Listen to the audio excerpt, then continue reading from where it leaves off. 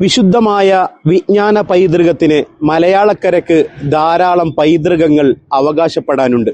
കേരള മുസ്ലിങ്ങളുടെ ആധികാരിക പരമോന്നത പണ്ഡിത സഭ സമസ്ത കേരള ജംഇയ്യത്തുൽ ഉലമയുടെ കേന്ദ്ര മുഷാവറ സെക്രട്ടറി ബഹുവന്യരായ മുഹീസുന്ന ഷെയ്ഖുന പൊന്മള ഉസ്താദിന്റെ നേതൃത്വത്തിലുള്ള മഞ്ചേരി ജാമിഅ ഹിക്കമിയയിൽ നിന്ന് മുത്തവ്വൽ പഠനം പൂർത്തിയാക്കി ഇറങ്ങുന്ന 200ഓളം അൽ ഹിക്കമി യുവ പണ്ഡിതർക്ക് പരിശുദ്ധമായ സനദ് നൽകുന്ന മഹത്തായ ജൽസ അൽ ഇസ്നാദ് 1447 2026 ജനുവരി 25-26 ഞായർ തിങ്കൾ തീയതികളിൽ മഞ്ചേരി ജാമിഅ ഹിക്കമിയയിൽ വെച്ച് നടക്കുകയാണ്.